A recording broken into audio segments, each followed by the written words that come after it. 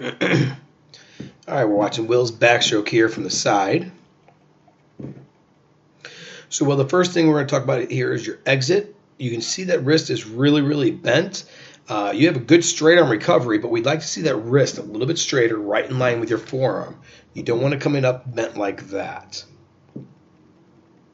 Once you get over past the top of your stroke, you do a good job of entering with that pinky, but you can start to see that your left hand is starting to slide a little bit to your left there. So if you roll your shoulder up a little bit higher on the right side and a little bit lower on your left, you're going to be able to get that hand right entering with your bicep right by your ear, and that's what we want to see all the time.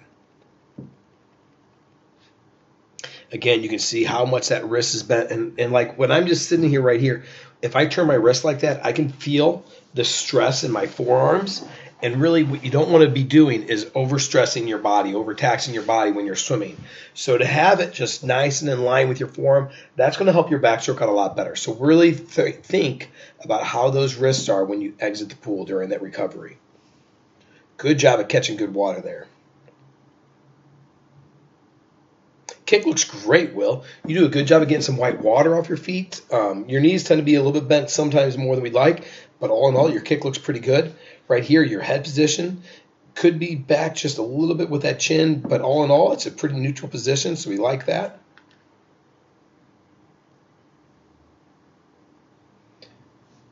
You do a great job at catching under the water. Again, make sure you drop that elbow a little bit lower so that hand come up a little bit higher, but all in all, that looks great.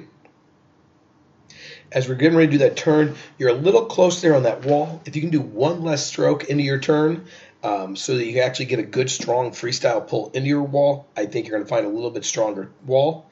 You won't have to tuck those knees quite in as much as you do.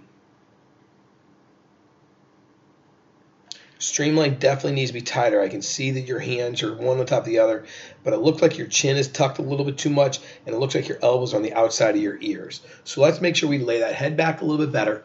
Get those arms right behind those ears and make that streamline as tight as you can. As you come up with that first stroke, you can see that your hand is a little high. Okay, all of this is above the water here. We want to keep all that in the water. We don't want to come in above the water as it is right there. When that head breaks the surface, this hand should already be above the water, so we got to get that a little bit earlier, okay? Not too big of a deal. There we go. We had that kick was a little low in the beginning. I think that kick was so low in the beginning because you had your chin tucked. It took you a while to get that head back. Get that head back earlier, and all of a sudden your backstroke is going to be a lot better on that first stroke. Okay?